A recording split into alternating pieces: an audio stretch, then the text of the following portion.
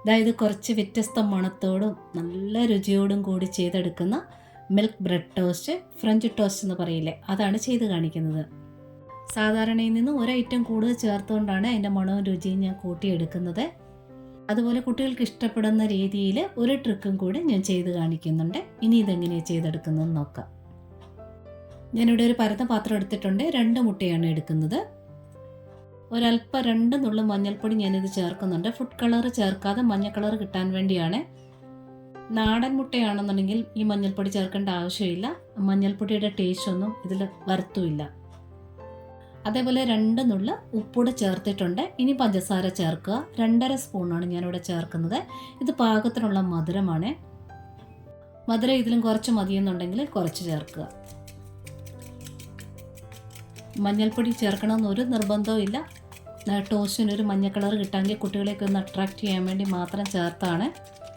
ഇനി ആ പഞ്ചസാരയൊന്ന് അലിയണം. ഒരുപാട് പതപ്പിക്കുകയൊന്നും വേണ്ട. ഒന്ന് ബീറ്റ് ചെയ്ത് കൊടുക്കാം. ഞാൻ പറഞ്ഞല്ലേ ഇതിന് വ്യത്യസ്ത ഒരു മണവും രുചിയും കൊടുക്കുന്ന ഒരു ഐറ്റം എന്ന് പറഞ്ഞില്ലേ, അതിതാണ് പൈനാപ്പിൾ എസൻസ്. ഇത് 1/2 സ്പൂണിനോടടുത്ത് ചേർക്കുക. ഇനി ഇതിൽ പാലാണ് ചേർക്കുന്നത്. കാച്ചി ആറിയ പാലാണ്. 1 തവിയാണ് ചേർക്കുന്നത് ഈ ഒരളവിന്. ഇനി വീണ്ടും നന്നായിട്ടൊന്ന് മിക്സ് ചെയ്തെടുക്കുക. പതപ്പിക്കേണ്ട ഒന്നും ആവശ്യമില്ല. നല്ലവണ്ണം ഇതൊന്ന് മിക്സായി, അതായത് പഞ്ചസാര ഒന്ന് അലിഞ്ഞോ എന്ന് മാത്രം ഒന്ന് ചെക്ക് ചെയ്യുക. ഈ ഒരളവ് ഒരു 6 ബ്രെഡ് നല്ലവണ്ണം മുക്കി ടോസ്റ്റ് ചെയ്യുന്ന ഒരളവാണ്. അതായത് മിക്സ് ആയിട്ടുണ്ട്. ഇനി തവയോ ദോശക്കല്ലോ അടുപ്പിൽ വെച്ച് ചൂടാക്കുക. നെയ്യോ ബട്ടറോ ചേർക്കുന്നതാണ് കൂടുതൽ ടേസ്റ്റ്. ഇതൊന്നും ഇല്ലെന്നുണ്ടെങ്കിൽ സൺഫ്ലവർ ഓയിലായാലും തേച്ച് കൊടുത്താൽ മതി. കുട്ടികൾക്കൊക്കെ ആകുമ്പോൾ നെയ്യിലും ബട്ടറിലും ഒക്കെ ചെയ്ത് കൊടുക്കുക. ഇനി ഇത് സാധാരണ ചെയ്യുന്ന പോലെ ബ്രെഡ് നല്ലവണ്ണം ഒന്ന് ഡിപ്പ് ചെയ്തതിന് ശേഷം ഒന്ന് ടോസ്റ്റ് ചെയ്യാം. പിന്നെ നോൺ സ്റ്റിക്ക് പാത്രമാണെങ്കിലും അല്ലാത്ത പാത്രം ദോശക്കല്ലാണെന്നുണ്ടെങ്കിലും കുറഞ്ഞ തീയിലിട്ട് വേണം ചുട്ടെടുക്കാനായിട്ട്.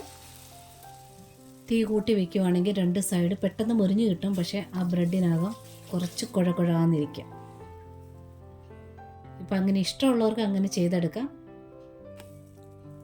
ഞാനിതിപ്പോൾ കുറഞ്ഞ തീയിലിട്ടാണ് ചുട്ടെടുക്കുന്നത്. 2 സൈഡും ഒന്ന് ചെറുതായിട്ട് മുരിഞ്ഞതിന് ശേഷം ഒരല്പം കൂടി നെയ്യോ ബട്ടറോ ഒക്കെ മുകളിൽ തടവി കൊടുക്കാമെങ്കിൽ നല്ല ടേസ്റ്റാണ്. ലോ ഫ്ലെയിമിൽ 2 സൈഡിൽ ഇങ്ങനെ മുരിഞ്ഞ് വരുമ്പോൾ ഒരു പ്രത്യേക മണമാണ്. ഈ ബോർമയുടെ സൈഡിൽ നിന്ന് കേക്കൊക്കെ ഉണ്ടാക്കുമ്പോൾ വരുന്ന ഒരു മണമുണ്ടല്ലോ, അതേ ഒരു സ്മെല്ലാണ്. അത് അനുഭവിച്ചിട്ടുള്ളവർക്കത് മനസ്സിലാകും.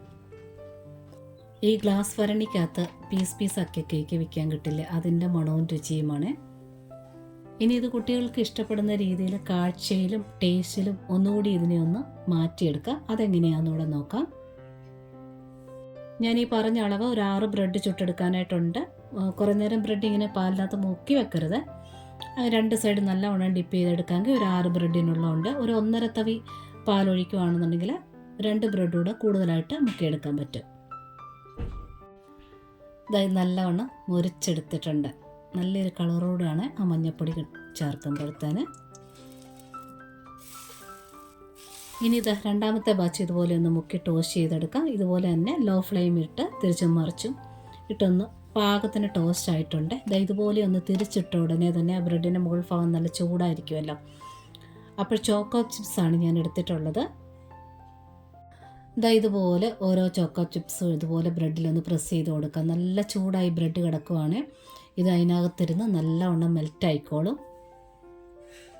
ഇപ്പോൾ ചോക്കോ ചിപ്സ് ഇല്ലെങ്കിൽ തന്നെ ചോക്കോ കോമ്പൗണ്ട് കൈ കാണുമല്ലോ, അതായാലും ചെറുതായിട്ടൊന്ന് ഗ്രേറ്റ് ചെയ്ത് ഈവനായിട്ടൊന്ന് സ്പ്രെഡ് ചെയ്ത് കൊടുത്താലും മതി. ഇങ്ങനെ ചോക്കോ ചിപ്സ് ആകുമ്പോൾ ഇങ്ങനെ ഡോട്ടായിട്ടിരിക്കുമ്പോൾ കാഴ്ചയിലൊരു ഭംഗിയാകും. അതുപോലെ തന്നെ ഈ പൈനാപ്പിളിൻ്റെ ടേസ്റ്റോട് കൂടി തന്നെ ഈ ചോക്ലേറ്റ് ഇടയ്ക്കിടയ്ക്ക് ഇങ്ങനെ കടിക്കുമ്പോൾ നല്ലൊരു ടേസ്റ്റാണ് കേട്ടോ. ഇതില്ല നിങ്ങളുടെ ഈ വൈറ്റ് ചോക്ലേറ്റ് ഉണ്ടെങ്കിൽ ഇടയ്ക്ക് വൈറ്റ് ചോക്ലേറ്റും രണ്ടും കൂടെ മിക്സ് ചെയ്തോ, വൈറ്റ് ചോക്ലേറ്റ് തന്നെ പക്ഷേ ഡാർക്ക് ചോക്ലേറ്റാണ് കൂടുതൽ ടേസ്റ്റ്. എങ്ങനെ വേണേലും നിങ്ങൾക്കിത് ഇതുപോലെ അലങ്കരിച്ച് വയ്ക്കാം. ഇത് റെഡി ആയിട്ടുണ്ട്. ഇതിപ്പോൾ കാണാൻ തന്നെ നല്ല ഭംഗിയായിട്ടുണ്ട്. അതായത് ഇത്രയേ ഉള്ളൂ. പിന്നെ ഈ റെസിപ്പി ഇഷ്ടപ്പെട്ടിട്ടുണ്ടെങ്കിൽ ആ ലൈക്ക് ബട്ടൺ ഒന്ന് ടച്ച് ചെയ്തൊന്ന് സപ്പോർട്ട് ചെയ്തേക്കണേ. സബ്സ്ക്രൈബ് ചെയ്യാതെ കൂട്ടുകാരുണ്ടെങ്കിൽ ഒന്ന് സബ്സ്ക്രൈബ് കൂടെ ചെയ്തേക്കണേ. ആ notification bell button all option ഒന്ന് എനേബിൾ ആക്കി ടിക്കാക്കി ഒന്ന് ഇടുമ്പോഴാണ് പുതിയ വീഡിയോയുടെ നോട്ടിഫിക്കേഷൻ നിങ്ങൾക്ക് അപ്പോൾ തന്നെ കിട്ടുക. ഒരുപാട് സ്നേഹത്തോടെ താങ്ക്സ് ഫോർ വാച്ചിങ്.